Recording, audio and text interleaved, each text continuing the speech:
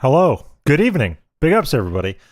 This is Taken L's. My name is Logan. I was not expecting to boot up today, and then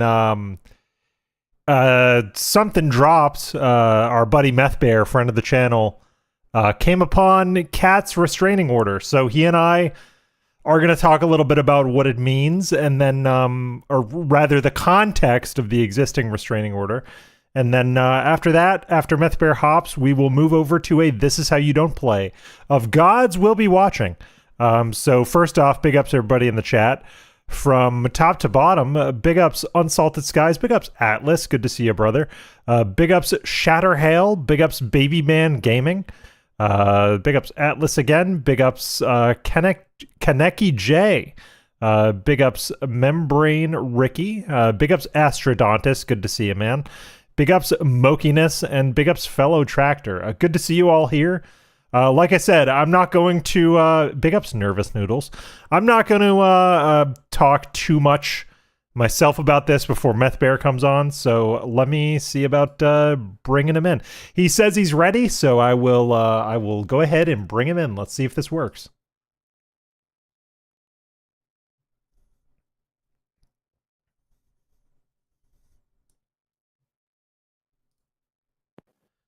Methbear, how are you? Hey, I'm doing great. How about you?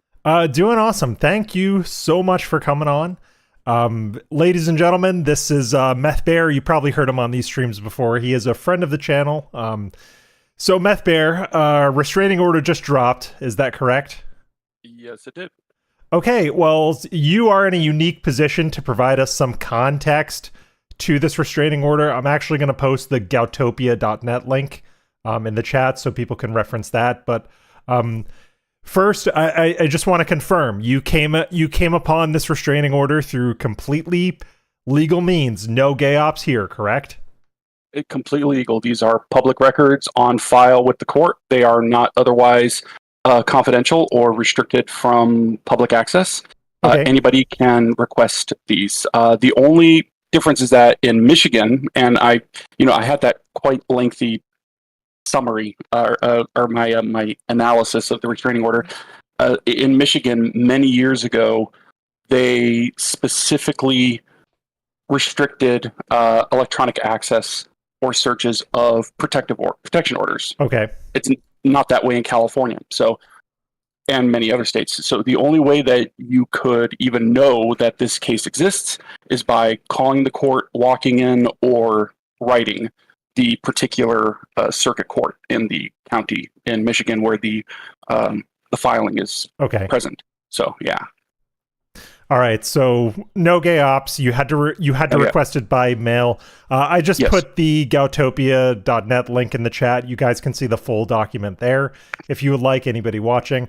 Just Methbear, can you rattle off a few of your interesting key takeaways from this particular documentation? Because I read through them this morning, and it kind of tells us a lot about where Cat's head might have been at when filing this thing, right? Yeah. Well, first, the way that this looks, it was, there's no hearing involved, and that's the way it works typically in Michigan. As opposed, say, in California, if you file a restraining order, if it's granted, an ex parte request is granted for a temporary order. One will issue. That will typically last no longer than 30 days. You'll have a hearing within that time period. The other party needs to be served and informed of the restraining order, and they will have an opportunity to have a court date and present their side of things, after which a permanent order will be granted, or no order will be granted, or there'll be some in between, some modification of the request. Okay. So in Michigan they have sort of a shoot first, ask questions later situation type deal. So it's they may have a hearing in which they want to question the petitioner, but the other side does not have an opportunity to object until the order is granted, and they are always granted for a minimum of 6 months. Okay. And so the year-long restraining order, it's actually not that unusual from what I read.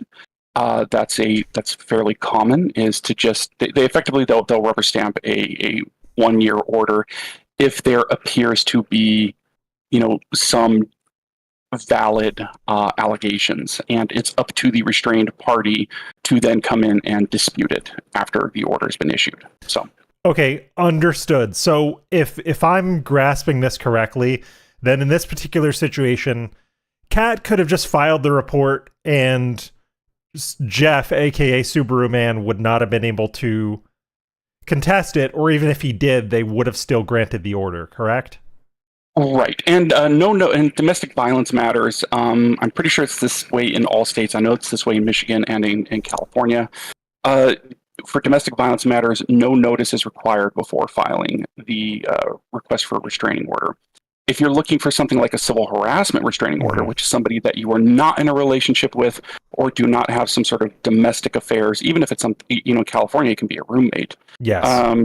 Then you do have to give adequate notice to the other party, and that could be as little as 2 hours, here in California, because there's a lower chance of danger typically than if you're talking about perhaps a crazed ex or spouse or something of that nature, which is what you typically get. Okay. Unless you have sufficient cause to dispense with the notice, like if the person has, issued credible threats, and you have evidence of credible threats, or they've already attacked you, let's just say. Right. So, right, and yeah, so even if he was there on that day, on June 15th, 2017, and he wanted to object to it, they wouldn't have listened to him. He would have had to have been served and then filed his own motion in opposition, and then they would have had a hearing date. Okay, understood. So the state, or rather the court in this case, would have at least granted the order for some length of time, even prior to Subaru Man's opportunity to object. I think that's worth knowing in the context of Kat, at least in my opinion, because I know there's been theories that I'll get into it in a bit, but it seems like when this order was being filed, Kat was already talking to Phil, and Subaru Man already knew she was talking to Phil. So there's been theories that Kat used this particular order as a weapon, both against Subaru Man and as a play for sympathy to Phil. Now, I'm going to come down as neutrally and as charitably as possible on that one. As we all should. Right.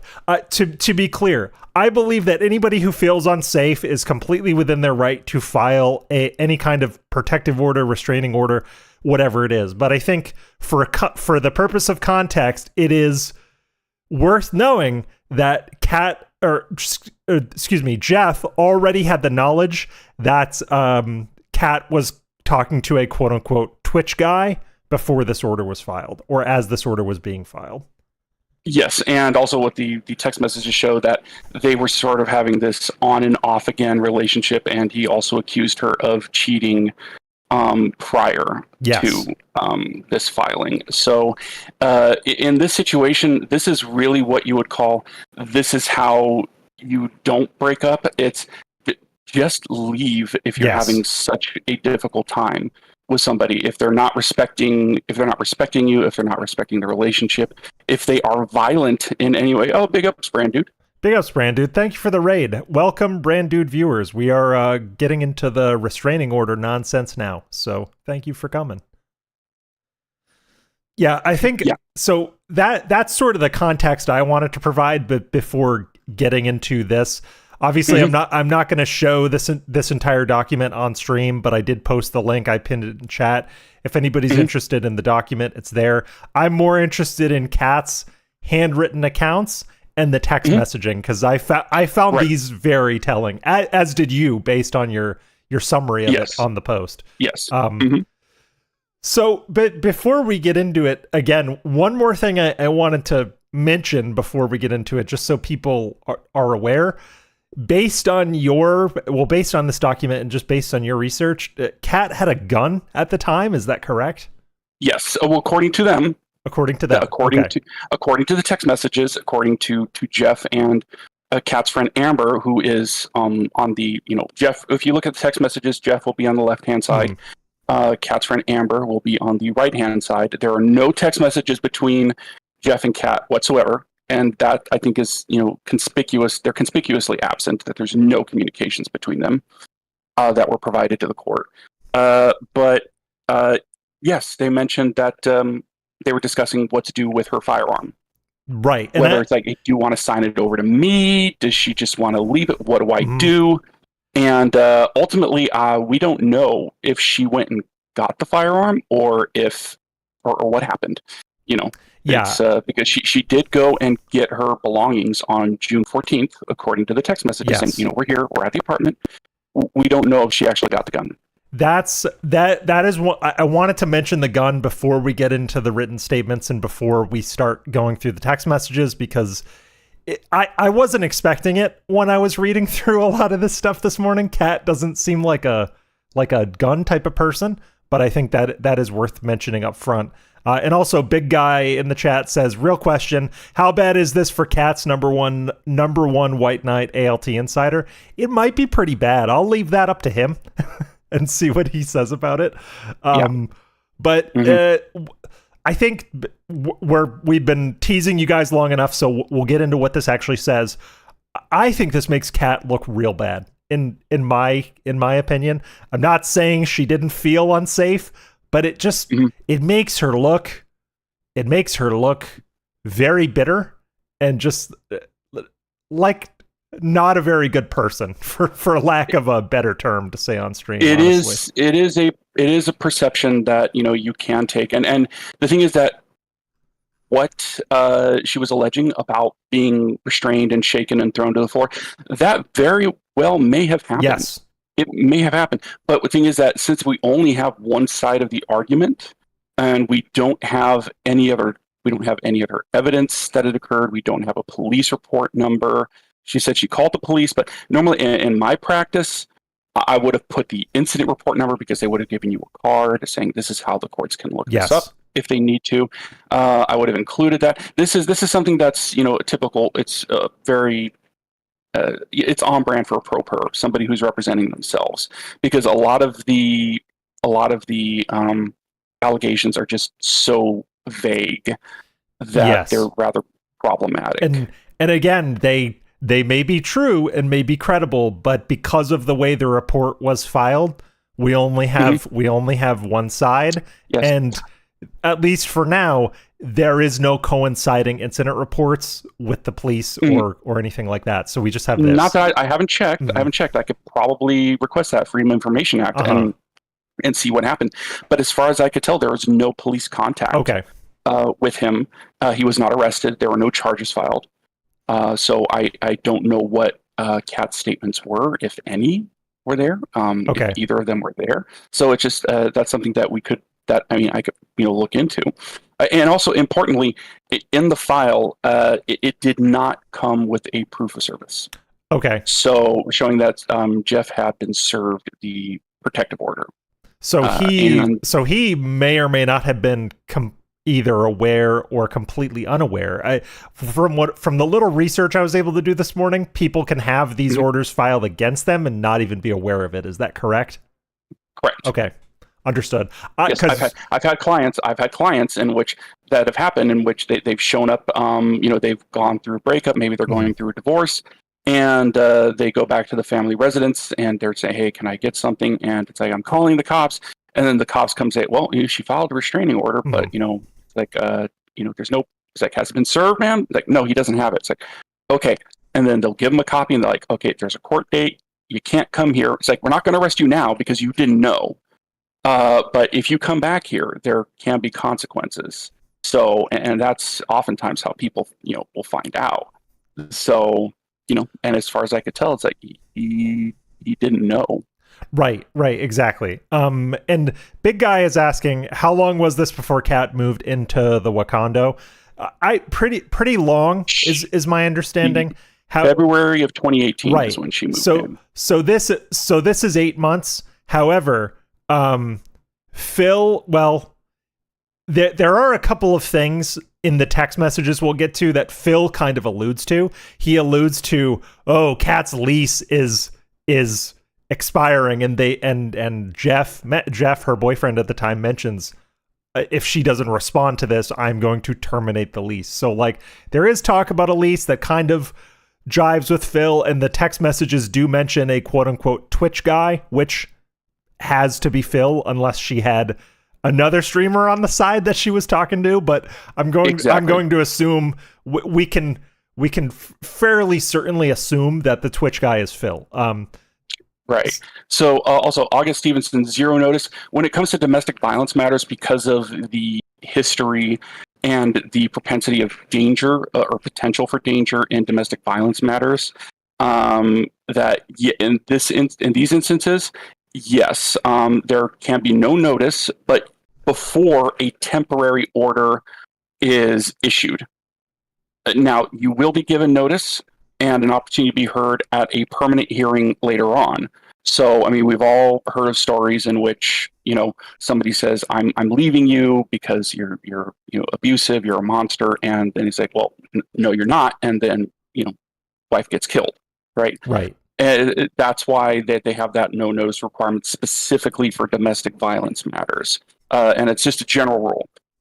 And as for, who is it? Chitko, the order came after she started talking. That's what it looks like. I mean, it's not expressly stated. Well, actually, it is, because she says, I'm talking to the Twitch guy. And those text messages that I can discern were from like June 14th. Right. And 2017. Yeah. And there are text messages that talk about Kat texting a Connecticut number and Subaru Man taking her phone and saying, who would you know in Connecticut? So, well, yeah, actually that one, we'll get to that, but it was, he said that somebody told him to, and he thought it was from Kat's friend group, that said, somebody told me to end my life. It's like what is wrong with you? How dare you? And she says, it's from Connecticut. Google it.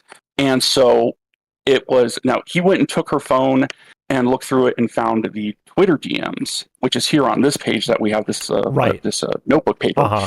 But later on in the text messages, that was a Connecticut number. Phil has stated on multiple occasions, I haven't changed my number. John and Howard, if they want to call and apologize and suck my dick, they can go ahead and do that. Yep. So same number, same exact number, Connecticut number. So, and all these people, Michigan. Yes. And so who else is it? It's Kat, probably. That's what I'm thinking, is Kat probably gave Phil Subaru's man's number, and he went and was acting like big tough man. It's like, I'll defend you, and say, I'll defend your honor, Catherine. That's I'll defend your honor, and I'll told him to kill himself. Yes. So yeah, again, we don't know if the person if the person from Connecticut who told Subaru Man to end his life is Phil, but it might be. You know what I mean. So let's get into the notebook paper. These are not as telling as the text messages, in my opinion, but it is telling to what Kat was perceiving. So, are you going to talk about her allegations that are in the body of the petition above? I'm not. Well, so you know what? I can. We can show this on stream. I wasn't going to show too much of it, but essentially, if I'm understanding this correctly, Kat was alleging that Subaru Man had physically restrained her, and there were at least a couple of physical altercations. So she felt like there was a threat to her safety. And she felt that those types of behaviors seemed to have been escalating, because as you see here on June 14th, she notes down following me. The highlight is following me. So Kat at least feels, according to this documentation, that there is a threat to her safety with Subaru Man, hence protective order, allegedly anyway. That's my interpretation. Do you think that I'm on the mark there? Yeah, to a degree, yeah. It could be seen as that, but I mean, if you look actually into the words she uses, it might not actually be necessarily followings, but she did allege that there was one incident of physical violence, and that's all you need. It's all you need. It's these things come out of nowhere, oftentimes. but it's on June 8th. Right, June 8th. She talks about he grabbed my arms and shook me. Shook me and threw me to the ground. Yes, which is very serious allegations. That's very serious. And if true, I completely sympathize with her. It's a traumatic experience. Yes. And then the other ones was he would put his hand on my private parts, and I told him to stop, but he continued. That right there, I mean, since it's multiple, it's when, where, like how many times. I mean, I could see that as they were boyfriend, girlfriend. They were living together. I mean, he may have, copped a feel, and she said, no. And it doesn't say if it was necessarily forcefully, or to just the nature of it. There's not a lot of detail there. If she was saying that he would try this frequently, and I would have to push him away, and he would say, it's like, you can't tell me what to do. And then if there was a little more detail there, that would have been a lot better. But we don't have anything to show us, like, what does this mean? Right. And to be clear, and again, I feel like I'm being kind of overly politically correct here. A sexual assault can and does happen amongst spouses or partners who are living together. Yes. We don't want to downplay or diminish that at all. It's what we're saying is the account Kat gave on this report it's not very detailed. So we can literally only go by what she puts in this text field that you're looking at now. If true, that's terrible. But I think my mind was sort of changing about Kat as I was going down this document, because up here you read stuff like this and you say, oh, God, that's terrifying.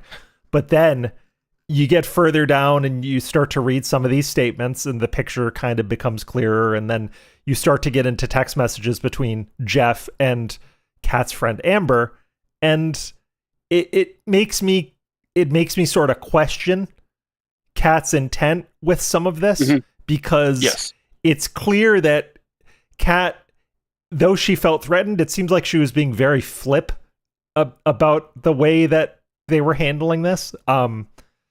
So it just starting with her first handwritten account, because I found this interesting. So June 17th, 2017, she says, in my friend's car, I was sitting in the parking lot of my friend's place of employment. And he went to work at Snap Fitness, whatever. Once I realized he was there, once he realized I was there, he pulled behind my friend's car, then sped off. This seemed to me like they just kind of accidentally cross paths. Is kind of how I interpreted this. I'm not downplaying what Kat's reporting here, but for her to say he's following me, but we ended up at a public place, someone else's place of employment. This seems like it could kind of be incidental. You know what I mean? Yeah. And one of the things that I wrote on, Gautopia was, it's like, what else happened? Like, when he pulled behind her, did he linger? Did he honk? Did he yell at her? Did he make any contact with her? Did he prevent her from leaving? Right. She was in the car. Like, did he notice her before or after he went to the gym? Did he notice her when he was inside or outside of his car? There's all sorts of questions that, that you could ask, or details that you could put in there that could perhaps make this more serious. Like, now, if he had stopped his car and prevented them from backing up and leaving, let's just say, that would be very serious. And, I've handled cases like that where somebody's blocked somebody from leaving, just you can't leave and block you in the car. Well, and you're going to talk to me no matter what. So Unsalted Skies in the chat says, which law did he break here? I just want to be clear. In situations like this, it's not about a violation of laws or rules. It's about a threat or perceived threat. So this is more so just an account of something that happened. In my opinion, and again, everybody has their opinions. If this was sort of stalking or following, I would expect, like you said, her to try and block her in, prevent her from leaving. Or maybe one of the other things I thought of this morning when I was reading through this is, was there any indication he was watching her and trying not to be seen? Because I think that is something else that would matter as well from a legal standpoint. Yes. Yeah, like where did you spot him? Like, what was he doing? What was he wearing? Yes. You know, like, was he in gym clothes or was he in normal like work clothes? Maybe, well, like, did he have a gym bag with him? Things like that, and Right. that can all give you just build. It's just those little puzzle pieces that just give you a clearer picture. Now, with this, from what I sort of read from this was she was there, her friend was at work, she was waiting in the car. I don't know for how long, don't know where her friend was. I'm assuming was inside. And he went to go to the gym, and then maybe he saw that car and was like, "Is that her?" And then went up and like came behind, saw that was her, and then he just said, "You know what? I'm not gonna be here," and then he left. Yeah, I So mean, that's what I sort of read from it. if they were already tense at that point, to be honest, I couldn't blame her. I couldn't blame him for driving closer, verifying, and then just driving away. That's probably maybe he just didn't want to interact with her, which for partners that are having a tough time, that's understandable. You know what I mean? So that I think it's worth noting that the first account on June 14th could have just been sort of by accident. Yes. Now, if she had other instances, like if it was sort of like I was going to my job where normally he doesn't go, and he was there, and I saw him driving by, or maybe I was at my friend's house where I was living at this point, and I saw his vehicle driving by. Maybe he was honking his horn. Maybe he came to the door. Something like that. That would be something that you would add, but it's it's not here. But also, in regards to things like what laws were broken, you got to remember these are civil orders. These are not criminal orders. Yes. So now they can have criminal consequences if you violate them. So you don't necessarily have to break a law.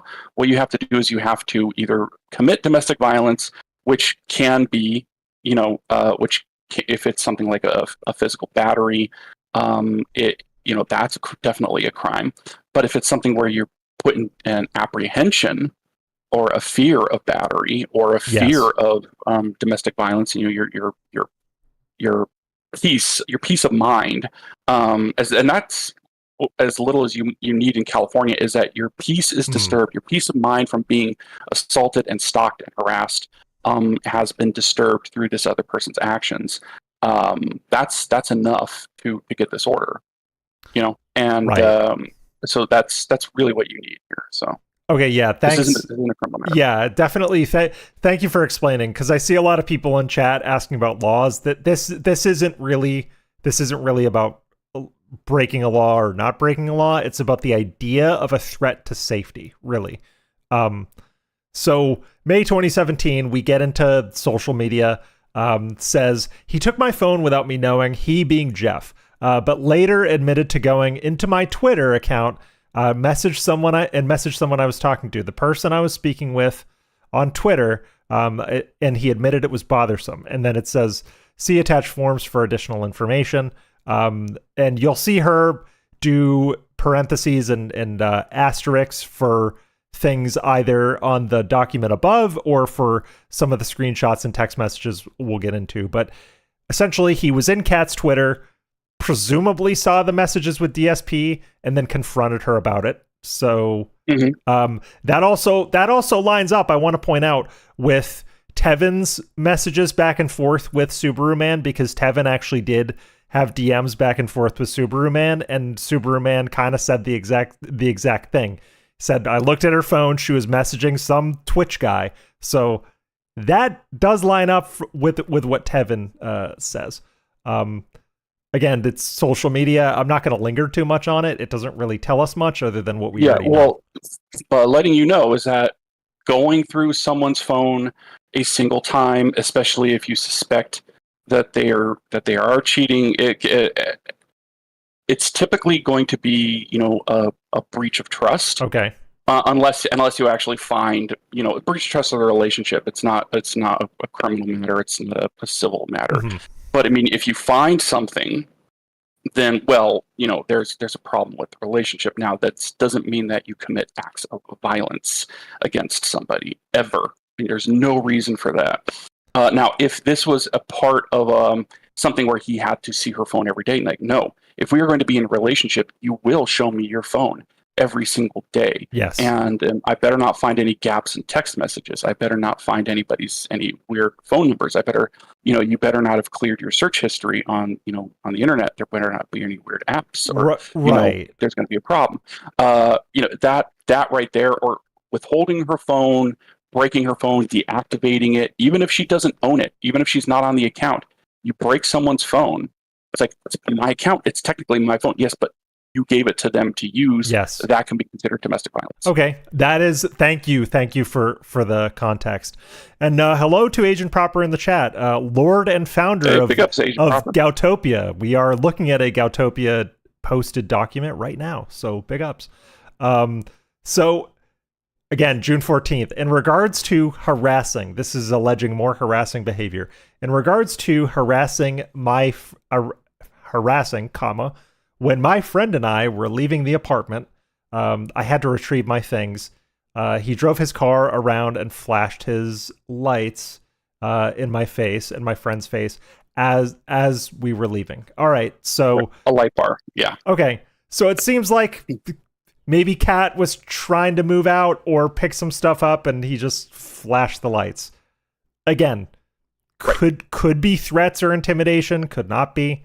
There are plenty of reasons why you may flash your lights at someone as they're passing by. You know what I mean?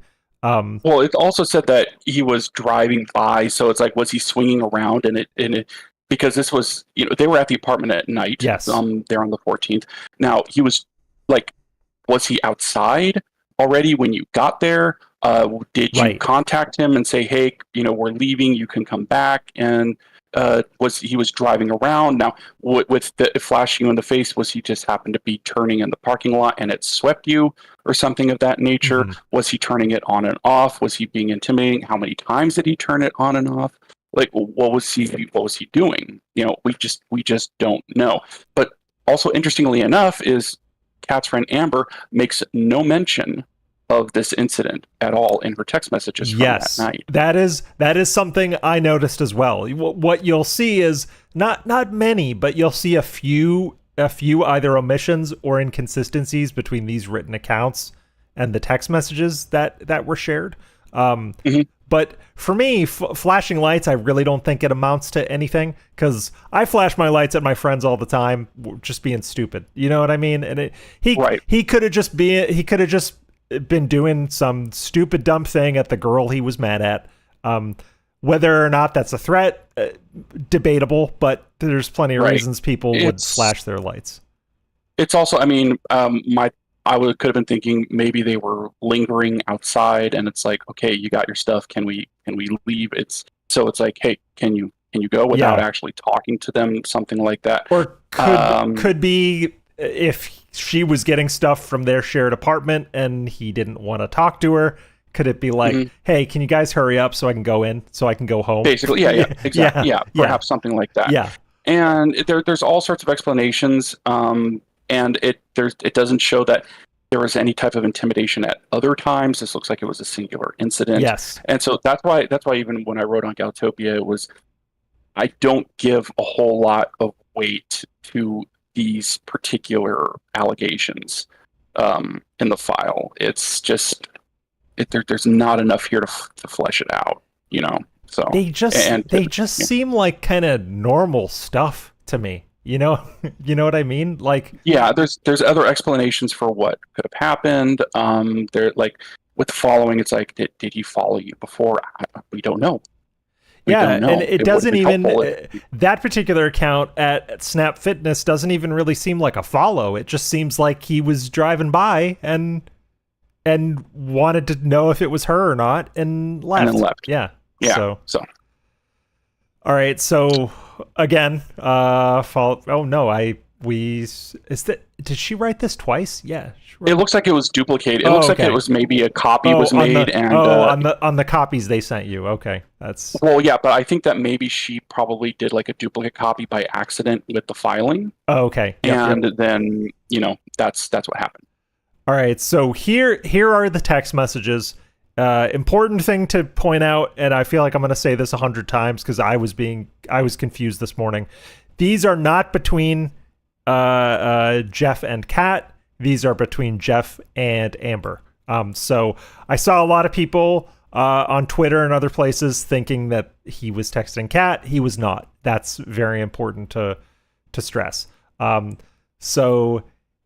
Says, hey, since I know you and Catherine are in town, want to stop by and gather the remainder of her items. So this is presumably, so would this be Amber texting Jeff or Jeff texting Amber? That's Jeff. Okay. That's Jeff texting Amber. So Jeff is on the right, Amber is on the left, I think. No, on the left. So these are coming from Amber's phone. Okay. So Amber's on the left. Jeff would be anything right justified. No, right? no. Jeff is there on the left. Okay. So hey, since I know you and Catherine are in town, want to stop by and that's Jeff. Got it. Okay. So on the right is Amber. Okay, got it.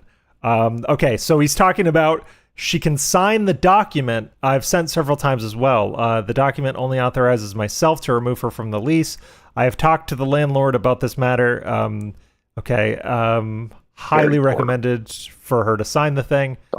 Be available 9:45. Okay, so essentially, Jeff is trying to get Kat off his lease because they're breaking up. Kat is being I'm going to be charitable here. She is being slow in responding. Is the situation, and it seems like things are sort of escalating a little bit. Yeah, and also it's from what I've seen is that she may blocked him or changed her number. Apparently, I don't know. Maybe that she blocked him and he couldn't get in communication. He said, "I tried to get in contact with her through Facebook. Right, it's not working. How do I? We need to sign these documents." So, yeah, that and I'm glad you landed that way, because me reading through this stuff, it seemed like she ghosted him, and the only reason he was talking to this Amber lady was because he couldn't get to Kat directly. Yes. Which, if I can editorialize a little bit, it might speak a little bit to Kat's character, because it seems like all Jeff wants to do is to have her sign the lease to get her out of his life, and she's making that more difficult than it needs to be, was kind of my interpretation. But if the problems were if the the allegations, it's just presume as a moment that they're true, that he did physically attack her, yes, then I could see why she would not want to talk to him. True. So that's there's always that. So yes, there is absolute merit to Kat not talking to Jeff again. Makes that also makes perfect sense. Okay, and then I don't know, maybe somebody should try to reach out to Amber, say, hey, what's up? What do you remember about this? But then that can end up blowing up in our faces. I mean, I don't know if you want to A-log like that. I probably wouldn't. Well, the thing is, I am always hesitant of folks reaching out to tangential people in the vortex, because then that person is part of the vortex forever because they talk to that one person. Yeah. I personally don't think it's that deep to talk to Amber. I think it's interesting to kind of peruse these and see how we can put context to Kat's behavior. That's what it was most interesting to me. Like, kind of reading these is like, yeah, it seems like Kat to me. Okay, couldn't hear you. But also, I mean, just when it comes to the LTG stuff, there's stuff that's in the works with all those docs that I dumped. The restraining order that was requested against him. That one's similar, in which it wasn't granted. But if you read it, she was just saying, he threatened to kill me, or he said he would get somebody to come and kill me. Yes, and that's what she wrote. Now, granted, at the time, his girlfriend was 17, and he was at this time he was 21. Okay. But they'd been dating since she was 16 and he was 20. And I've actually reached out to her, and myself and another LTG detractor, let's just say, have messages. And it turns out, she said, yeah, I was genuinely afraid of him. Okay. And he cheated on me. We dated for 3 years total, and he got her pregnant twice while she was a minor. Wow. So Yeah, so LTG is there's not much we can do about it now, since there's a 3-year statute of limitations on it here in California for statutory rape. But no, he is a 100%, 1000% statutory rapist. And Yes. also with another girlfriend that he had, he was 29 and she was 17. Elena, he started dating her when she was 17. So he has a pattern of targeting minors because they're oftentimes they're easy to manipulate and control, and basically don't know any better. Let's just say so. Yes, and that establishes a pattern with him that people had suspected, but that just confirms it, really. So yeah, the LTG stuff is wild too. That's out there too. If anybody's interested, Methbear has that on Twitter, and there is a separate Gautopia post for that as well. If you no, I don't think I put that on Gautopia. It is. Oh no, but it is in your Twitter, so they can they can look for it. Yeah, I know the farms uploaded it, and they have a lot more on there. Those assholes over there, they went and found more information that I was trying to like, why wasn't this on here? Why didn't he drop all this their real names and their pictures? And it's like, I'm not doing that to a fucking kid. No. Assholes. There's lines that we won't cross anyway. That's why shit gets redacted, and that's why you got to keep people safe. Really, it's not all about shit posting. Sometimes you just gotta keep people safe. Continuing here, which I don't get why she would not sign it, because she's not coming back here. It makes zero sense to me. All right, so Kat is going to be gone. And then this is Amber saying, leave the papers with the landlord at the realtor. She does not want to see you again. Your stuff will be sent in the mail as well. And stop contacting me. Okay, stop contacting me. Wow. Okay, we got to look here, listen. Listen here, Amber, if she doesn't want to sign the papers right now, I'm removing myself from the lease, moving out, and leaving her responsible for the apartment. Meaning, she is going to be the leaseholder, and I do not need permission to remove myself. Get the shit out of my apartment before the weekend. Okay, so anytime tonight, we're at the apartment. Wow, so this kind of did get. This was a tough breakup, it looks like. Okay, we're at the at the apartment. So this was when you go back and look at the calendar, this was a Wednesday. Oh, okay. So this was a Wednesday. Jeff says, "Thank you, Amber, for your help this evening. Your cooperation will be needed a few more times." This sounds very businesslike. Thank you, Amber, for your help this week. For your help this evening. Your cooperation will be needed a few more times in the coming days. This guy kind of writes like DSP. Please note, I will try and go through the remainder of her items by Saturday. They will be ready by Sunday evening for pickup. If anything of hers remains, I will let you know. If there's nothing else left either way. The lease agreement will need to be signed this evening as well, please. Okay. And then Amber says it will be sent to the realtor tomorrow. And then that's just a duplicate. Beginning of business hours, we'll call them. Thank you. We'll trust that it is done. As for the weapon. So this is the bit where they're talking about the gun. As for the weapon, that being signed over to myself, or is that a wanted item? Wow, so there was talk of him taking the gun. That's wild. Yeah, potentially. Huh. Yeah. I mean, I don't know what Michigan transfer laws are. I don't know how difficult it is. If Kat felt threatened, why would she leave a gun with him? I mean, it depends. I mean, when she left the apartment, if she left the apartment, I'm going to presume it was going to be on the 8th when the alleged, incident happened where he threw her to the ground. Maybe she didn't have time to get it. And, I had someone ask, like, well, if she had a gun, why didn't she use it? And I'm like, you have to meet deadly force with deadly force. And like, what she described wasn't from a perspective of trauma, like, that is not shooting someone is not something you take lightly. It usually fucks you up for a good long time, if not the rest of your life. So when people say, why didn't she just shoot him? It's not that simple. It's never that simple. Right. But yeah, it's wild to think that, I guess, she might have felt things were bad enough where she said, no, fuck the Glock, you keep it. I'm not saying it's a Glock, but I assume every gun is a Glock. But Right. she's like, yeah, fuck the Glock. If he wants it, he can have it, I guess. Okay, wow. So is the weapon being signed over to me? Okay, we can handle that bit. Okay. Key to the safe. Okay, so they did have a safe for it. That's interesting. Well, I don't know if it's a separate safe with something else or if the gun was in the safe. Not sure. Okay. So it could have been like a valuable safe, not necessarily. Yeah. Okay. Okay. Interesting. Okay. Again, thank you for taking care of this evening. Well, he was trying to be nice to Amber. I guess that counts for something. Okay.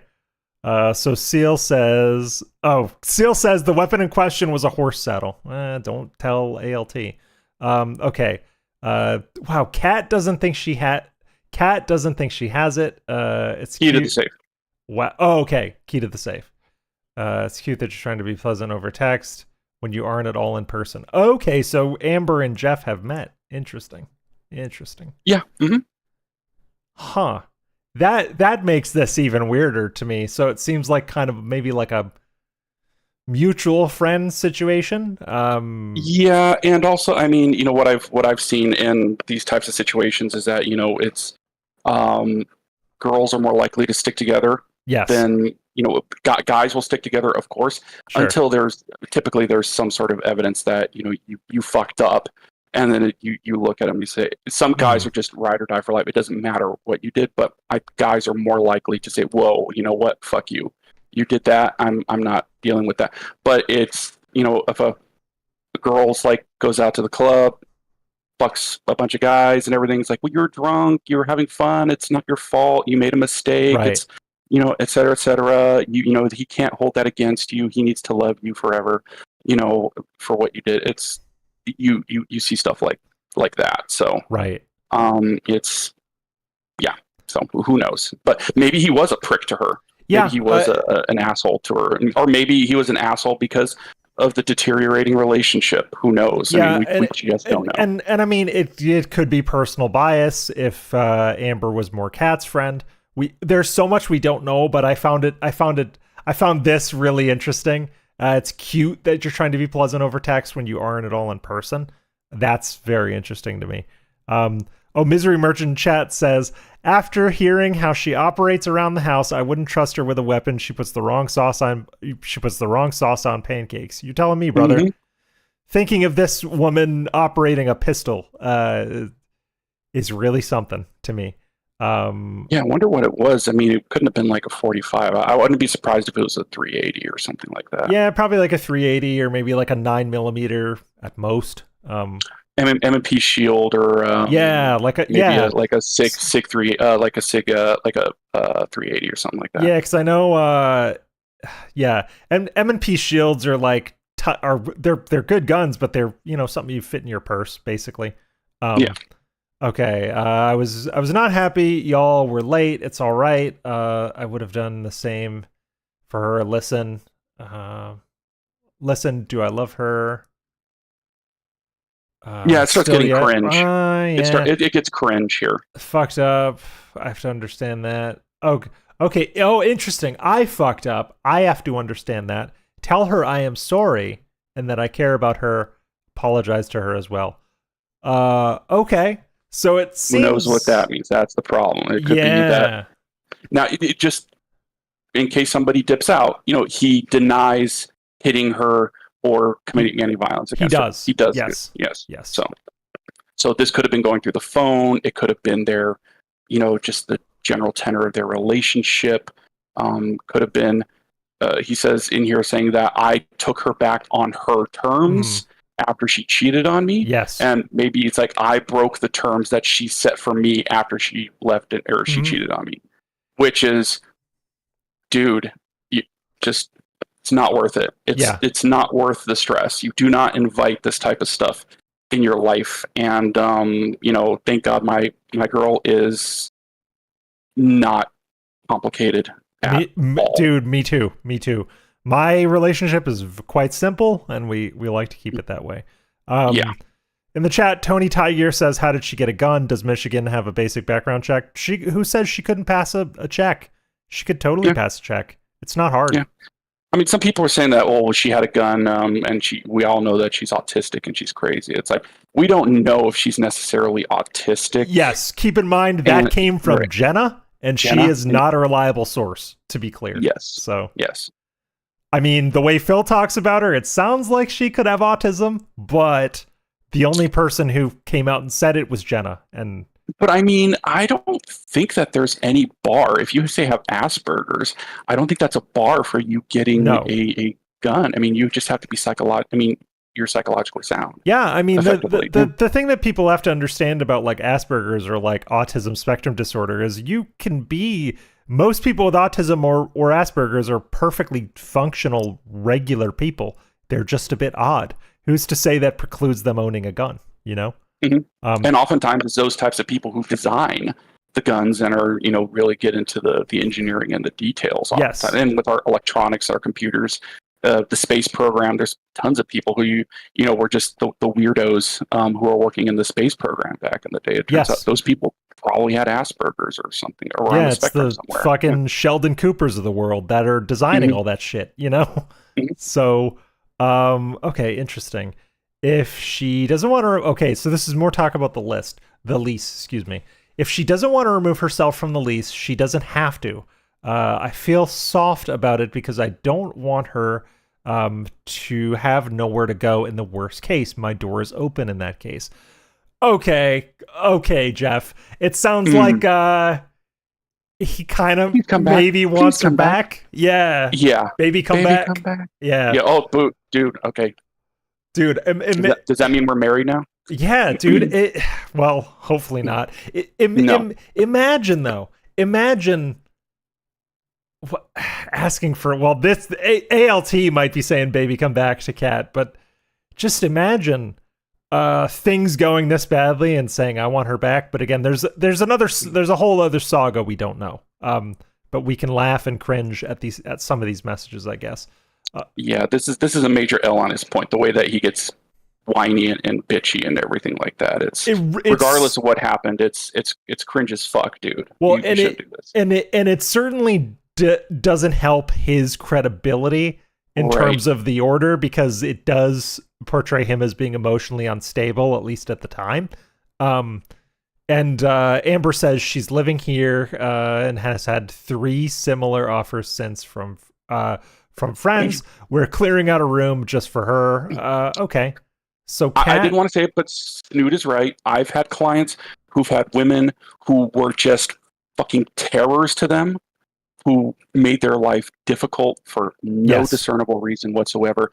But it's like, is their pussy that fucking good that you're not leaving and that you're actually putting up with this? And it turns out that mainly that's the fucking reason, is that she fucks you like a crazy raccoon. Yes. And and that could have been it potentially. Also, or he could have just been incredibly insecure, and this was a relationship that he was invested in, and he didn't want to leave it. And it's like, there'll be other. He got married recently. Congratulations! Yeah, he got married to a nice looking lady recently. So stuff gets better. Yes. Okay. So and the thing is, like, it may not even be about sex. People just get comfortable in a relationship, even if it is dysfunctional and fucked up. Sometimes people will think to themselves, well, it's easier to stay than leave. It's cheaper to keep her than yeah, well, cheaper to keep her than go out and find another one, basically. Well, it's either don't get married or it's cheaper to keep her. Yeah. So yeah. Exactly. Okay, so they have a room for her. So Kat's taken care of. She's got a place to live. Subaru Man is sulking right now. Living with friends. Often I've known people who've done that, and it can get tiresome very quickly. So yeah, and having roommates sucks. I know a lot of people have to do it. I have never been in a roommate situation. I have instead when I was alone, I chose to live in shithole apartments instead of get roommates. It's just easier that way. But roommate situation, fine. I regularly get out of work 9:30 to 9:45, so being there before then is impossible those nights. Okay, whatever. She wants to remove herself, but her head is swimming with emotions. Okay, she wants to remove herself, Head is still swimming with emotions post breakup. So doing anything has been difficult for her. Okay, so Cat depression, allegedly. Mhm. Okay. Mostly known as depression. Interesting. occasional punctuated Self-pity. Bitterness and self-pity. Wow, dude. That is... Yeah. Again, this is Subaru Man texting, but also he was consistent in calling her bitter in his... No, this is Amber. This is Amber. Oh, Amber. Okay. Amber talking about Cat, which is glad considering you're on this call. Considering, earlier, like in days before, which she says you hit her. Yes. Is that this seems rather cordial, and she's divulging a lot of information. Yes. For what allegedly occurred, and I do find that strange. I wonder then, since this is Amber, if she's talking about bitterness and self-pity to Kat. Maybe she's living with Kat, so maybe she's getting tired of her and opening up to Amber. Who knows? Social dynamics are weird that way. Okay. My apologies. I hate myself a lot. Catherine hates my guts. Wow. Never wants to see me or talk. Amber, I really want to talk to her. I already feel... you can't. You shouldn't talk to her because you have a restraining order that you don't know. Well, no, this is before the restraining order. This is before the restraining order. That's right. So, but just don't. I mean, if she's talking to some other dude and if she's cheating on you, just she's trash. Just cut her the fuck off. Cut that bitch off. Well, and two, the thing is, like, she's done with you. So just move on. If she's talking to Phil Burnell, she's done with you. Be done with her, gentlemen. You are the prize. Okay, be done with her before she's done with you.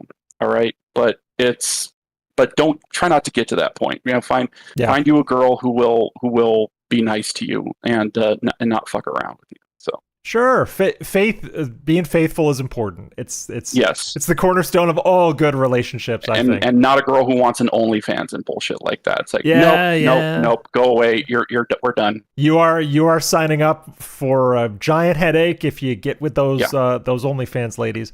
I've never dated one, but I'm friends with people that do it, and it seems like it'd be very complicated to. I've been on dates with girls who revealed, okay, I have an OnlyFans, and if you want to go forward, you have to be okay with it. Yes, I work with other guys, but are you strong enough to deal with that? That's a lot. That's a lot to ask. Fucking delusional. Yeah. And so no, that was, I just got up and walked, and so it's. Shit! It was like twice. So I just doxed Snood's OnlyFans. Sorry, Snood was my OnlyFans friend. Sorry, everybody. It's OnlyFans /Snood. Look it up. Sorry, Snood.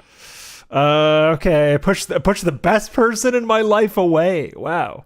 Not looking for pity, just want to improve myself further. Bro, you're not going to improve yourself further by crawling back, dude. Just go. You're looking for pity. This isn't it's done. Saying it to her isn't going to do shit.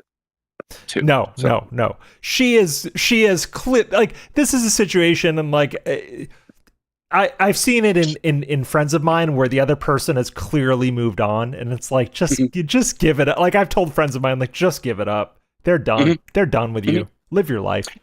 And plus, if somebody leaves and you see all these people who break up, get back together, break up, get back together. It's like, if they left, if there's a breakup already, I mean, what does that tell you about the strength of the relationship and your dynamics anyway? Yeah. It's like, it's not good. Once you break up, you should stay broken up. There are other people out there. So yes, absolutely. Not looking for pity. Just want to improve myself. Next month or so. Yes, you did, and her best course of action is to stay away. I would agree. You've already coerced her back into something she didn't want once.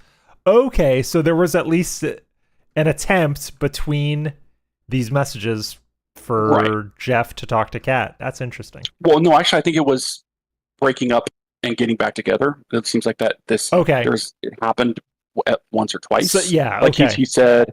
She came back, she cheated on me, and came back and said, we can get back together on my terms. Oh, okay. That might have gone over my head. So Kat, even before Subaru Man, had at least some known history of cheating. With Subaru Man. That's what he's alleging. Oh, okay. Got it. I need to make sure I'm interpreting these things correctly. That's what he why you're on the alleged. call.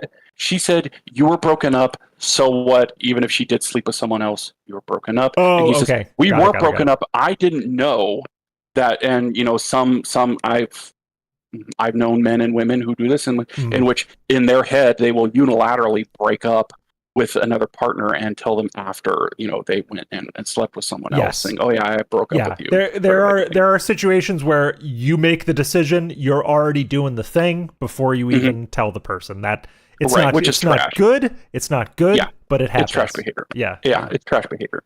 Okay, Amber. I got to see her. I can't play tough man anymore. I fucked everything up. I know someone doesn't change overnight, but being distanced from her makes me empty. Come on, man.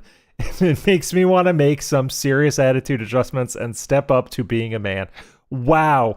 He's doubting his manhood for Catherine St. Jean Burnell? That is... Well, you got to remember, at this time, he was 24. They had dated they had been dating for like 4 years. Oh, yeah, that's true. She was 24. She's 2 years. He was 24. She was 26. She was 26. Yeah.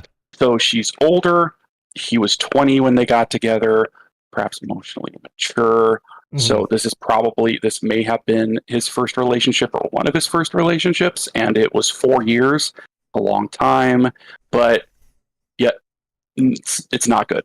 Yeah, that's not a good look. Yeah, that's true. Like 20 dating 22 is like dating a cool older woman, that is something. And I've never dated anyone older than me. It's like, well, I mean, with my girlfriend now, I'm not how many years, but that is But yeah, I mean, when you're with someone for 4 years, there is emotional baggage there. So like I kind of get it, but to open up to a friend of Kat's like this, I feel like if I were Subaru Man, this message would just be used against me. Like to Kat. Like these got back to Kat, right? They had to. Yeah, I'm assuming he made mention that. He made mention that. It's like, oh, I see you're sharing the text messages with your homies, which means that, maybe people were texting him and talking shit to him potentially. Like, oh, you're saying this? It's like you're whatever. So I don't know. Well, and we don't know. And here is the thing. Here is the thing. Dude, she's fine. She's talking with the Twitch guy. We went to the adult store. She bought stuff. So she's talking with Phil, and she bought a dildo or something. Yeah, which is wild. Like this, when I saw this morning, we went to the adult store and she's talking to the Twitch guy. This was just, oh man. This was now later juicy. on. She says she was trolling him. Like you can't you don't understand when you're being trolled, but who knows? Who knows what the fuck is going on? She's messing with him. But the idea of her buying a vibrator and then whispering sweet nothings to DSP and then using it over the phone. Sorry, everybody, for that image, but yeah, go ahead and have that image in here. Is like a skinny cat, flicking the bean. ALT wants like he wants, and he's like, ew. What are you doing? Oh yeah, that's true. He'd be telling her about a game playthrough, and she would just be it's like, oh, I got shit to film here. I got shit to film. It's like, oh, your ass up on the bed. It's like in yoga pants. Like, oh, I got a bathroom to film. Sorry, honey. I gotta hang up. I got my night stream to prepare for. See ya. Bye. No, she's like that. You do something, dude. You could take a half an hour. Sure. Yeah. No. I agree. Like I've been streaming a lot lately, and I talked to my lady before the stream. She's like, "Hey, can you not stream tomorrow night so we can spend time together?" I'm like, "Okay, yeah, gotcha. Message received." Yeah. So, dude, she's fine. Talking with the Twitch guy. Went to the adult store. Got her a vibrator or something. Celebrating her signing the lease with wine. Wow. Okay. Interesting.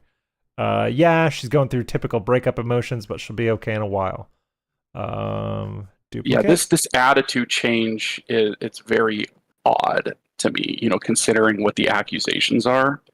So it seems somewhat sympathetic a bit. Yeah. Well, Amber's attitude change, especially because she was very kind of rude to Jeff. She was very combative at first, and he was being nothing but nice, like, oh, thank you for your cooperation, you've been so helpful. But now she does seem to be at least sort of coming to the middle. My Theo theory is that she's living with Kat and getting a bit sick of her, but still has to stick up for her to Jeff.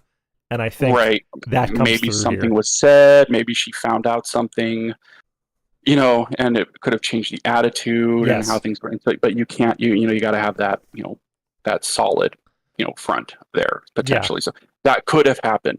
But I mean, could have. I don't know. I don't know. All right. Well, only thing I might be worried about is her liver. The stuff is potent. Okay. And this says text messages between. What kind of strong wine are they drinking?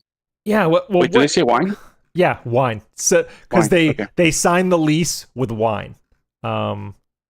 Right. So I mean, Mad Dog 2020 doesn't have 20% alcohol in it anymore. So. Yeah, like what kind of boxed wine shit were they drinking? Yeah. You know what I mean? Mm-hmm.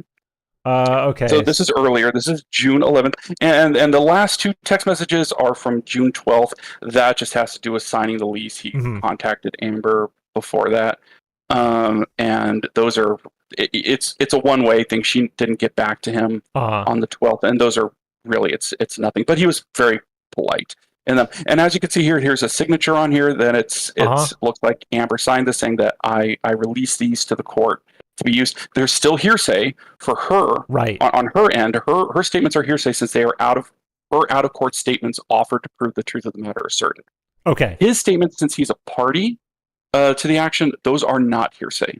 Since your statements as a party are not hearsay, but Amber's statements are hearsay to the extent that they are offered to prove the truth of the matter asserted. So saying you hit her is hearsay. And it's also she's not a witness to it. Then she doesn't have knowledge. She has no foundation for it except what Kat told her. Right. And so if you brought her into court and then asked her about it, that would be testimony. That would not be hearsay. Yes. Okay. That's a very important distinction.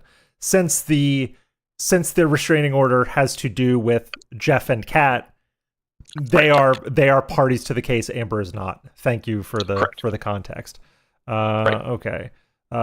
This is Amber, correct? Please let Catherine know. I will need to speak to her about tangible items. Okay, so why are they?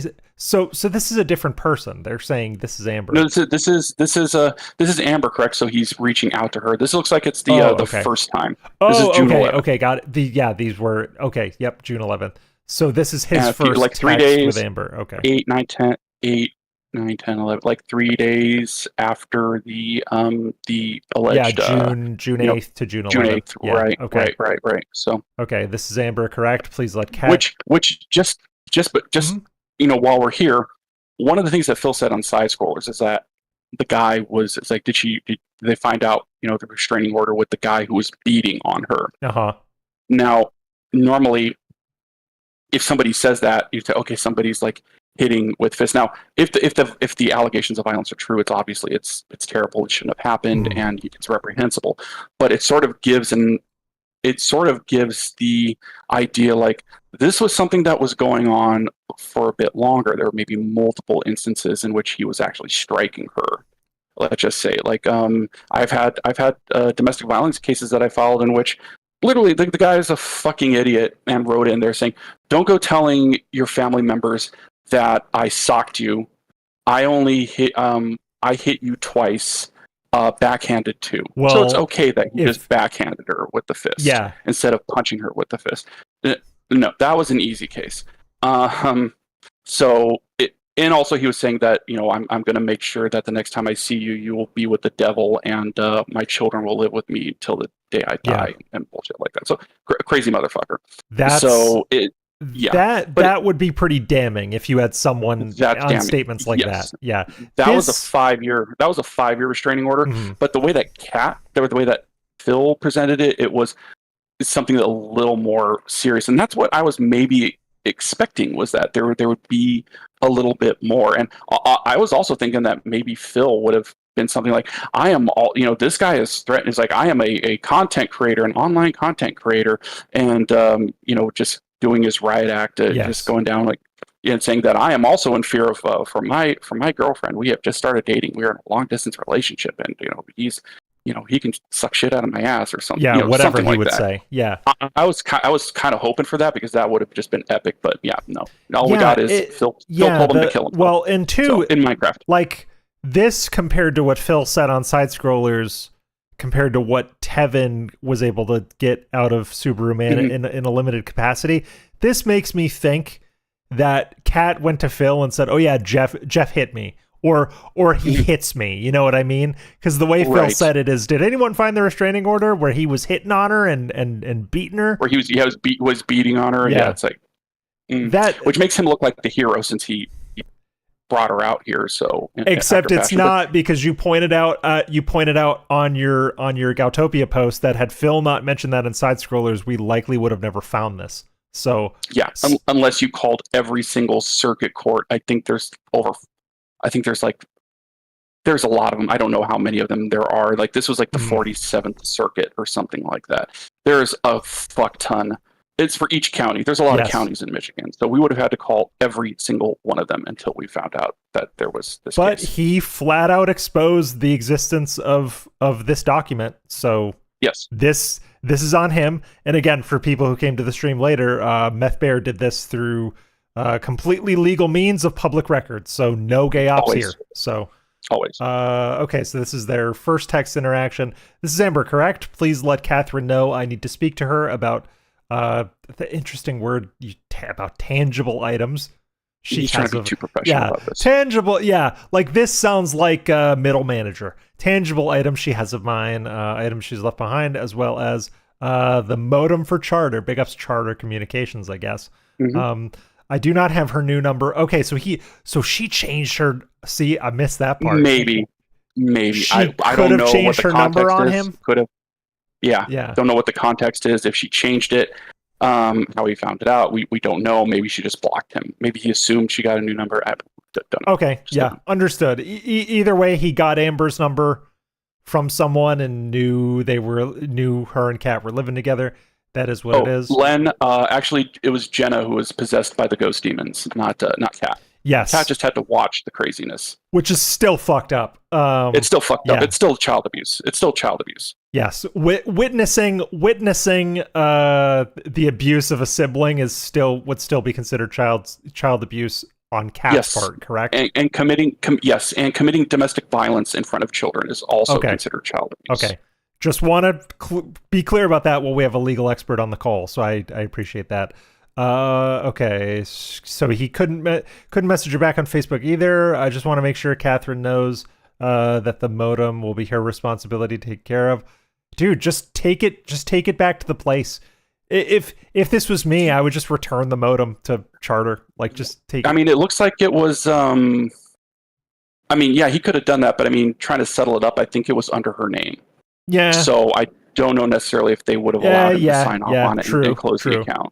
Because I had to return a modem for a place I was moving out of a few years ago, and I didn't sign shit. I just took it to the place, handed it to a guy, and he's like, "All right, you're good." So everything's different. But if it were me, I would have just taken the thing back. Oh. Yeah, and I could see him trying to use this as a way to try and maybe get in contact, saying, "Please take me back. Can we talk?" So just don't fucking do it. Yes, because at this point, this is further back in the timeline, but at this point, he was really, really feeling it and was trying to kind of get back with her again, or at least speak to her again. So maybe something like that. Right. Thank you for your cooperation. Sorry again for the intrusion. We get a bye, Felicia. Welcome to 2010. Bye, Felicia. Excuse me.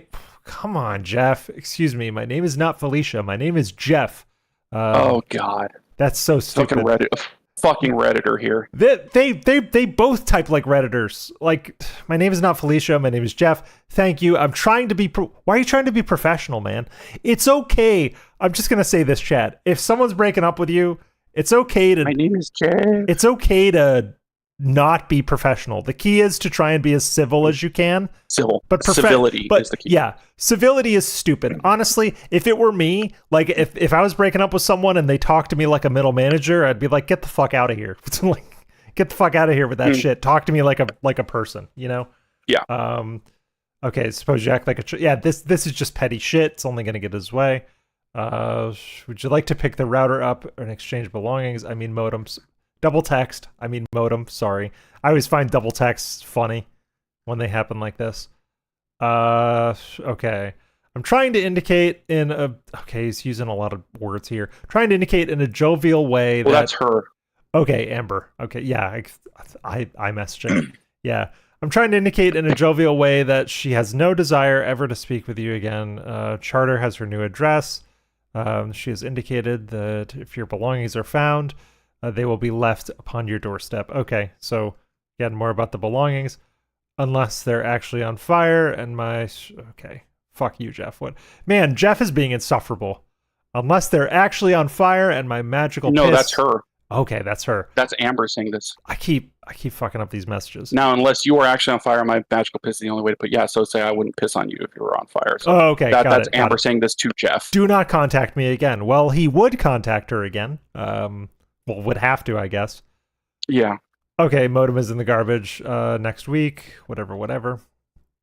Her card is said to be continually billed per charter until her router is delivered. That's not necessarily true. You can stop being billed for telecom stuff. Whatever. I'm nerding too much for this. So get the modem, or that goes down. Are we understanding the picture now? So he's trying to leverage his possession of the modem to talk to her, which is cringe and stupid. I am willing to work with you fucking people, but acting like this is not going to help. I want my shit, and her shit is waiting for her. She still has valuables to obtain. Wow, dude. That is wild. He is... yeah, but I mean, it also could have been a concern that, I mean, it based on his understanding that because he's, you know, a bit on the younger side, it's I think it used to be that unless you followed the correct process, they would build the shit out of you. Oh yeah, well, and people would be, you know, well, what they do is if you don't return your modem, they charge you full retail price for the modem, and then you just own it for the rest of your life. So so that might have been what he was trying to avoid for her, but you know what? I might have said, fuck her, I'm hanging on to this modem. If she wants to get billed for it, let her get billed for it. He's clearly just using it as a way back in. Yeah, it could be, it's probably a little bit of both. It's like, I don't want her to get billed and she'll get pissed off at me, and then she really wouldn't talk to me. Okay, so that's blackmail and harassment. Anything else? No, that's not blackmail. I don't think that's blackmail nor harassment. Talking about a modem? No. Because that, like blackmail, I feel like would have to be substantial. It would have to be substantial, and it also would have to be something that may be a detriment to that person's image, right? Well, yeah, you'd have to threaten a person. Okay. In order for there actually say this for that or else, right? Right. Now, if you do it in writing, that is automatically a felony right there. If you actually put it in writing, but if you tell someone verbally, it could be a misdemeanor or a felony. And also, I think you would have to attempt to actually, you would need to try to obtain something. If it was verbally only, there's like different degrees to it. I haven't looked at it in a long time, what it is, but there's but that's not blackmail. No, not at all. Okay. And she'll be calling now. If he's like, I'll release her nudes or something like that if she doesn't talk to me, that could potentially be blackmail and also revenge porn. So she'll be calling the police to collect her gun. That's probably a good step, actually. If she doesn't want to physically go there and get the gun, someone should get the gun, especially if Jeff doesn't want to take it. It's not blackmail. Right, but the police might not want to go get it. They're like, this is not for us to do. Yeah, so. This is they may likely say this is a personal matter. Handle it. So, okay, this is not blackmail. It's called responsibility. How's that harassment? I'm informing you. Those are the ramifications of this situation. The cops are not fucking delivery service, Amber. Well, yeah, he's right. Give me a fucking break. Come get the shit if you want it. Okay. I'm willing to work with y'all, but you don't want to work with me. That takes another kind of person to see through that. I don't think anybody is being particularly cooperative at this point, to be honest. Yeah. Well, it's like she's not, they're being a bit stubborn, or Amber's being a bit stubborn. Amber I don't is, know yeah. what Kat was to, and he's trying to leverage something in order to try to, fix things. Yeah, which ain't gonna happen. Yeah, well, truly, semantically, if you have to leverage something to try and fix things, it's not worth fixing. Just go, right. Just leave. Yeah. You shouldn't have to struggle. Like, if you're in a relationship, you shouldn't have to struggle for somebody to act, like you are in a relationship. It shouldn't have to be. You shouldn't have to, force somebody or like put a boot on someone's neck to say, "Can you please act like we're in a relationship?" It shouldn't have to be that way. It should be effortless. Effectively, it should be effortless. Yes. So clarifying in the chat, Mr. Extravagance says if she doesn't want to talk to him, she shouldn't respond. Jeff has no way to contact Kat at this point, allegedly, which is why he's going through Amber. So to be clear, Jeff and Kat are not talking. Right, and Amber keeps on responding to it. Yes. So that's truthfully, Amber does not have to respond either. That is something people have to keep in mind. Amber could ghost him just the same, and then how Jeff chooses to handle that is up to her. And then here is kind of the other juicy part. Amber writes in 3 texts, presumably, "You hit her. This wasn't an amicable breakup." No, we don't. I want to clarify.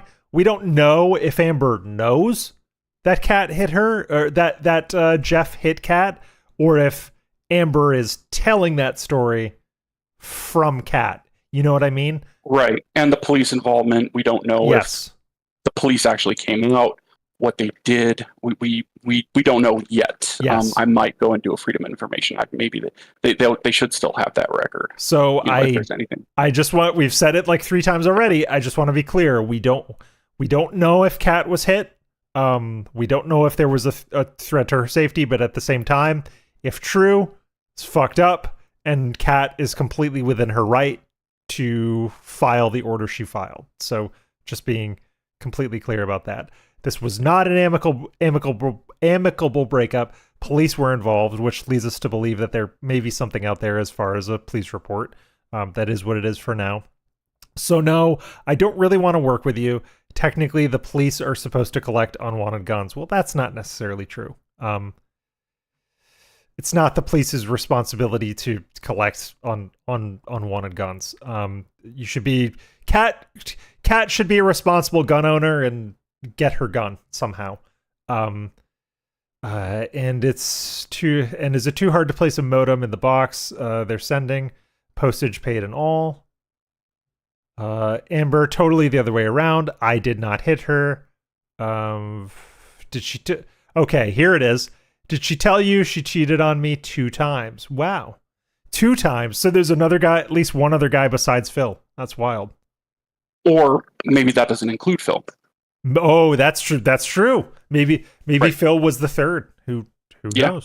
So just to let you know, here in California, police can take unwanted guns, but they're not going to come out and get it from you. You have to deliver it unloaded to the department, and I think you need to have like the documentation to show that you have the right to dispose of it. So if it's not in his name, I don't think that the sheriff's department or the police department would have necessarily taken it, because it's like, what prevents you from taking someone else's firearm and just dropping it off because you want to fuck with them? Yeah, so. I mean, Jeff could physically return that to the police department himself, I guess, and say, "I don't want this," but the police are not going to make a house call to collect a gun, I don't think. Right. So, but the thing is that if he did that and they took the gun and maybe they destroyed it, then she could get him on, say, he destroyed my property. And destruction of property can be considered domestic violence. Oh yeah, true. Because the police wouldn't necessarily be responsible for returning the gun to Kat. They would just say, "Okay, well, you're giving us a gun that's not spoken for, that was left on your property." And they might end up destroying it. That's a good point. Right. Okay, so Jeff says, Amber, totally the other way around. I did not hit her. She tell you she cheated on me two I did more times. not. I did not. Yes, I did not hit her.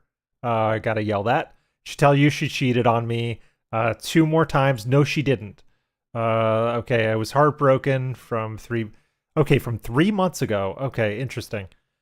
So sometime in March of 2017, there was some kind of incident with Potentially something. Yeah, I mean it's vague, but that's kind of how I read it, is that they maybe got back together 3 months before, and then something else happened. So yeah, okay. This happened, and yeah. They've This got is a history. Okay.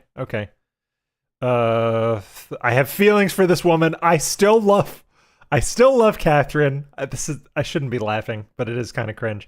I still love Catherine and cannot believe that we would have had to come to the point of closure.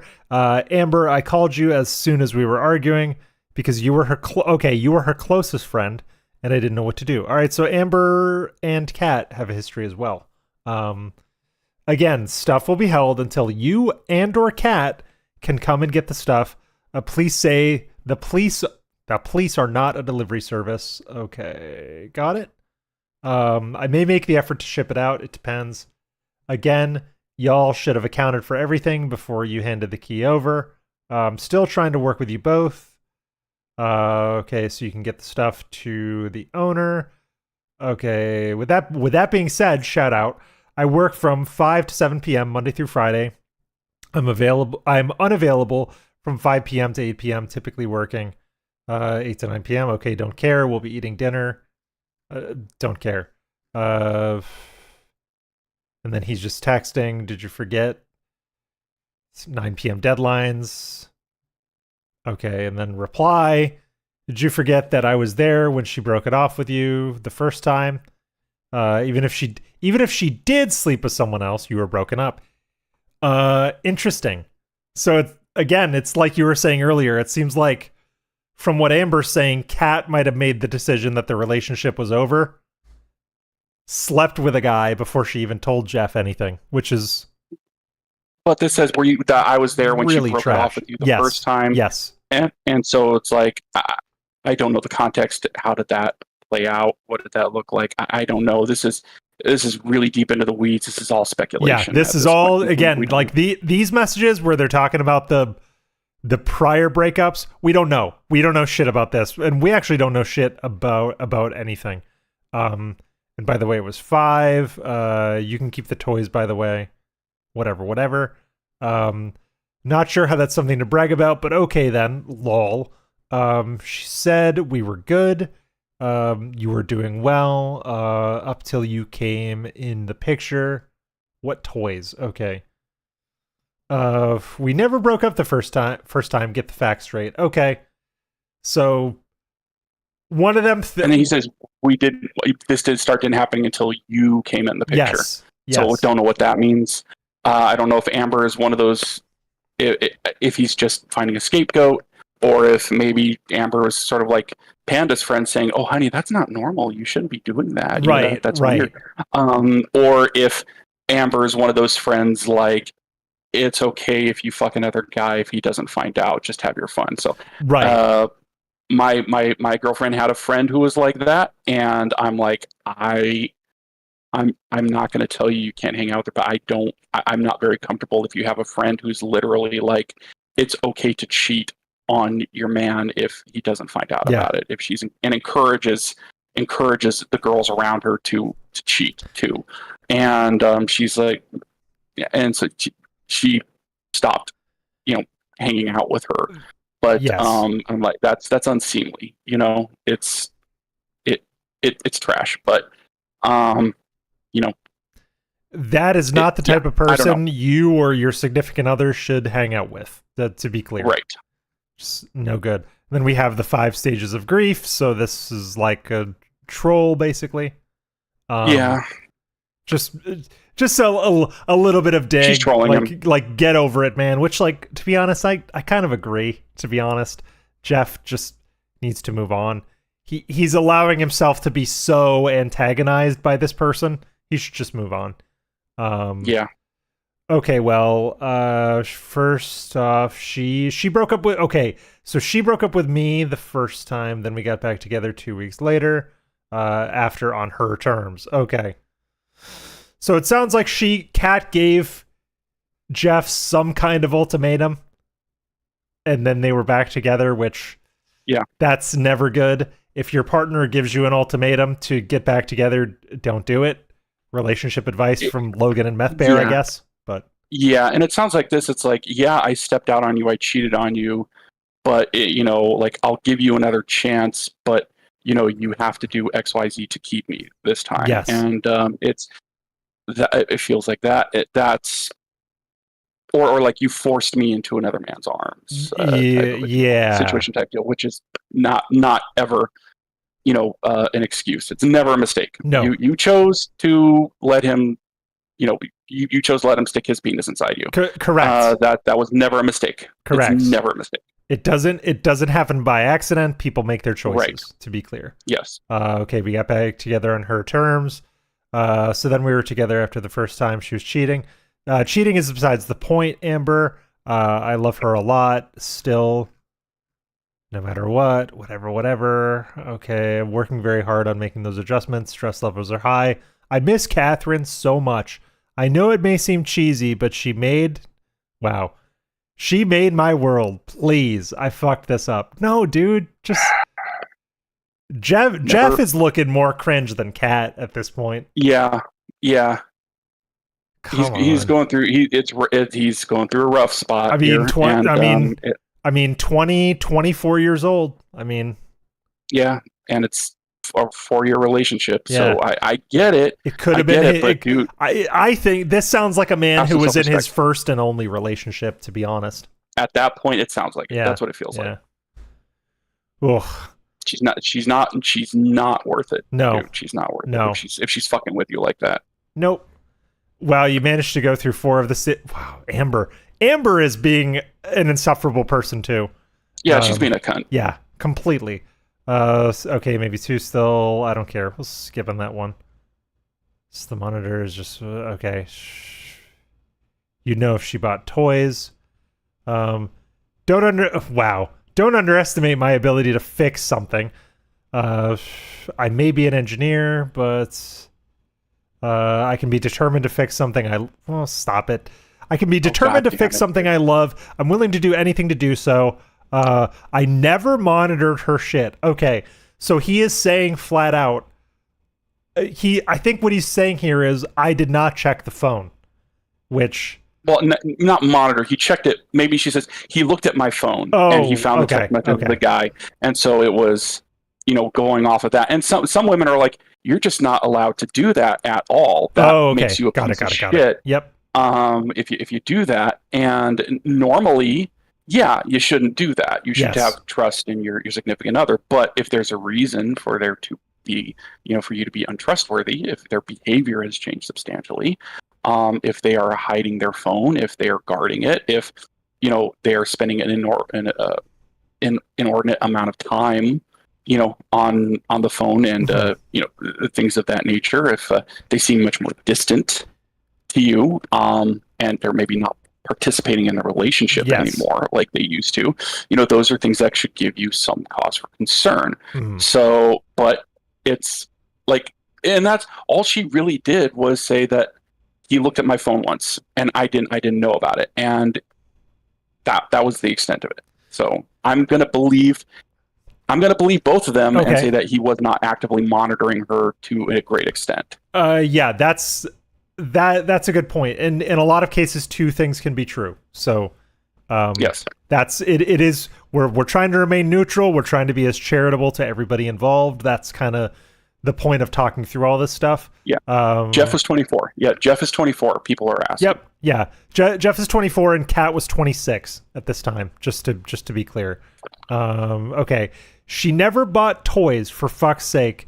I just cleaned the apartment. Amber, can I make this right with her? And if she just talks to me, even if it's just as friends. Come on, man. Get off it, Jeff. Come on, dude. Like I understand that in some relationships you still want to be friends. This is not one of them, my guy. Just Just go. Just go. Oh, and then this made me chuckle this morning. My father has a theory: former couples cannot be friends until double the length of the relationship has passed. How about no? How about no? No. Typically, no. You shouldn't be friends with your former, significant other. Especially if this is the circumstance. Like, there is no friendship left. If what Kat is saying is true, and also, how Kat and Amber seem to be handling this relationship, there's nothing there. There's nothing left, man. There's just go. And it's like you think it's funny how an Amber is involved. My ex-fiance her name was Amber. Fuck that. Oh, bitch. really? Wow. Yeah. So it's always a fucking Amber. God damn it. Don't trust Amber, I guess. And if your name is don't Amber, trust Amber alerts, mosquitoes in Amber, contains dinosaur DNA, velociraptors will come and get you. So just don't trust that shit. Amber is not a color supported by taking L's or Methbear. You heard it here. Well, maybe a girl who has like amber colored hair, like a redhead, something like that. Oh yeah, that's somebody might have bend the fuck over. That's cute. Yeah. God damn. Okay, so yeah. All right, getting to the end of this. Okay, former couples cannot be friends until double the length of the relationship has passed. My ex and I have had minimal contact since the breakup. Even though my brother plays, big ups Pathfinder, plays Pathfinder with him. So big guy, I'm in California. Yes, Methbear is licensed for law in the state of California. To be clear. Okay, sounds like you have insecurity issues, Amber. Well, I think everybody involved in this exchange, including Kat and Amber and Jeff, has insecurity issues at this point. Yeah. Anyways, guess y'all are having a good laugh over there, trying to get under my skin. Yep. So this is the implication that Kat is looking at the text and giggling or whatever girls do. You don't know that it's making me laugh at how stupid you are. Okay. So that's very much like the I'm not angry, I'm laughing at you, which is like she got under your skin, dude. Yeah, she got this. To be clear, this Amber chick got massively under Jeff's skin, and he's letting it show for sure. I also think he's using it maybe as she's blocking him from Kat, but he could be using her as a surrogate. Oh, totally. Too. Yes. So she is the target. She is totally the Kat, blow up doll or whatever you want to call it at this point. She is Amber is the target. Amber is Kat for all intents and purposes. Okay. And there's anger. Here we go. There's anger. Let's see if we can make it to the point of acceptance. And then this statement right here. Sorry. ... I can't. Well, I guess this is supposed to be I can't deal with this anymore. Android emoji. Someone told me to end my life. Okay, so that someone told me to end my life could have been Phil. We don't know. And if it was one of you, if it was one of you, shame on you. I'm just trying to be nice and fix this, but here you are. Nice guy. Don't be a fucking nice guy. Yeah, don't be a fucking nice guy. No, truly, don't be a nice guy. Women don't like them, by the way. Don't. No. And I'm not saying nice person. If you don't know what a nice guy is, look it up. Don't be a nice guy. What we think of as being a nice guy. Yeah. Yep. Yeah. Look up nice guy in the fucking Urban Dictionary, and it's right there. Don't be that guy. Okay, so presumably Phil might have been the one to tell to end his life. Not good. No one should ever do that. Can't do this anymore. It came from Connecticut. Google it. Okay. Like, how did Amber know that? Yeah, again. Like you need to LTG yourself now. Yeah.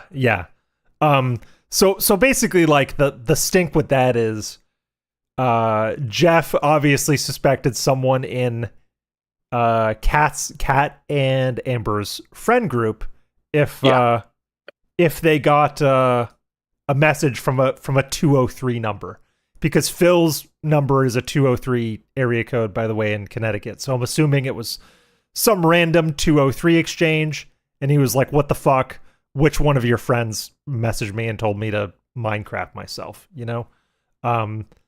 Came from Connecticut. Google it. Don't know anything. Don't know anyone who would message you with a Connecticut number. I've told you. There we go. There is no fixing it. So this is them saying we don't know who it. Well, I should say this is Amber speaking for Amber saying, don't know who it is.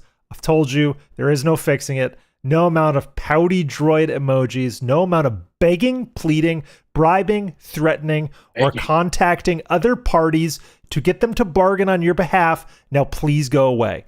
That is what should have been said at the beginning of all of this, to be honest. Right. But she continued to talk to him a few days later. Yes. So now what's interesting here is we have no context for how she knew it was a Connecticut number, and say, I don't know who could have possibly, sent you this message from Connecticut. Is that he didn't show a screenshot or anything like that with the phone number in it. She just knew. So, which tells me, that the only thing that I could really think of is that Kat gave Phil Jeff's number. Phil told him to go Minecraft himself, and Amber knew about it. I also because there's nothing in the text message to show like how she would know. Well, and two, you bring that up, that it not being in these logged messages. I also want to point out that text message logs can be altered and deleted. So it is highly possible or even likely that what Amber shared with whoever took this report, took the statements, did not get the whole truth. Amber and or Kat could have deleted messages. I'm not saying that they did. I'm just saying that it is very common for people to do before submitting info to the police or whoever, and it does happen. Yeah. So please bear that in mind. Yeah. So actually, it's I'm thinking that more than likely he sent a picture message. Of some text bubble showing a 203 number to say kill yourself, bro. Yeah, basically. Yeah. There's probably something up here somewhere that we're missing that might have been altered or deleted. Who the fuck knows? But also this statement should have been said much earlier on. This is what Jeff needed to hear. Just go the fuck away, Jeff. Go. I am away. What you mean is stop talking to you. Okay, bye. Okay. You okay, Grizzly? Okay, bye. Buddy? Besides my Pomeranian. Oh no, that's cool. Changed my mind, but y'all are having a ball showing Kat what I'm talking. Dude, if you know Kat's looking at these messages, stop texting Amber. Just stop. Yeah. Will not message you any further if requested. Does that mean something different where you come from? You said go away, did not request to message you any more specifically, but I suppose I have to interpret someone who is... the pasta maker, actually, Phil did not switch his phone number. He still has a Connecticut phone number. Yep. He said repeatedly, and as recently as the react to the Howard and John, he says, my number has not changed from Connecticut. Yeah, he said my number has not changed from Connecticut. John knows how to find me. So that's exactly what he said. Okay, someone who is uneducated. Okay. Close this as a goodbye. Now, unless you're actually on fire. Okay, this is the magical piss thing again. Okay, so it's not. I think that was quite clear. Stupid. I'm not sure if contact was as in a noun or a verb. Goodbye. Okay. Okay, bro, Redditor, fuck you. Yeah. But again, they still communicated with each other. So yes. They could have communicated with each other the next day. Don't know. But that wasn't included. But we know that it looks like it was about the 14th, which is when they said, we're here at the apartment. That was in those text messages where you couldn't see the date on them. More than likely, I think they're probably using an inkjet that was running out of ink. And, probably, yeah. That it just came out too late. So. Yep. All right. So Catherine will need to go to Smith Realty Group to get the form to remove. Okay, this is. Yeah, those are the last two pages. So again, if undecided, her gun will go to the police. Her belongings will be placed in a bag. Okay, so more about the gun. So it seems like Kat is basically saying, fuck the gun, whatever. He can keep it. Okay. Understanding terms. This is what is going to happen. I'm not flexing. Okay. So he's basically saying, if you don't come here and if someone doesn't come here and get the shit, I'm getting rid of it all and the gun's going to the police. Okay, that's right. That's an okay response, actually, in my mind. And then this is his boilerplate message of, this is when I'm available. Please confirm. Please confirm. Okay, guesses are you keep sharing our text messages with your homies. Guess some people can't keep their... Dude, he knew Kat was looking at these like 2 days ago. Why is he saying this she's now? She's gonna be sharing that shit with her anyway. That's an assumption you should make if you're texting your breakups roommate. Come on, dude. Yeah, and also, I mean, this makes me think that other people in the friend group were texting him about it. Yes. You know, about what he was saying, and which it's not right, but you know, you assume that it will happen. Yes. So, yeah. So he was this is just autistic. It's autistic as fuck.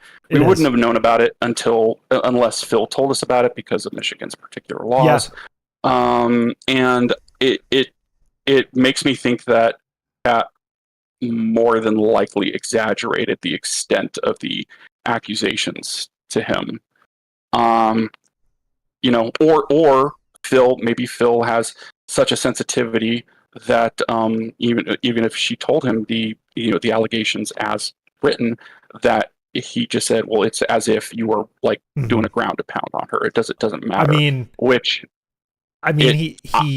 He does tend to take anyone's words and embellish them. Like the thing I always think of is his interview with Patrick Klepek, with the games journalism reporter, when he when Patrick was like, so Phil, people just don't like you. Can you tell me why people don't like you? And that's literally all Patrick said. But then the next day on his podcast, he was like, yeah, I talked to this guy, this games journalist, and he said, hey, Phil, why do you have a bunch of mentally ill kids going after you on Twitter? You know what I mean? And that's what they are. They're mentally ill kids. I agree with you. They're mentally ill fucking kids. Like, Phil will just stretch the truth to his own reality. So I would imagine Kat might have said, well, I had a restraining order against him. Things got physical. And Phil might have extrapolated that out to, oh, he was beating her. You know, we don't know. Now, we don't know. Now, if what happened, what she alleges is true, and it really did happen, he's a piece of fucking shit. Yes, you can, you know, and I hope that he's changed himself enough that he's sought help. And you know, we also don't know what happened on Catherine's end, on Kat's end. Because quite honestly, with a lot of the domestic violence restraining orders that are out there, and some that I've dealt with, quite honestly, it's mutual combat. Effectively, it's that they're both beating on each other, and you know. But still, if you're a guy, unless she has a knife or a gun, do not hit her. You might have a right to self-defense, or maybe she has a deadly weapon, baseball bat, a hammer, something like that.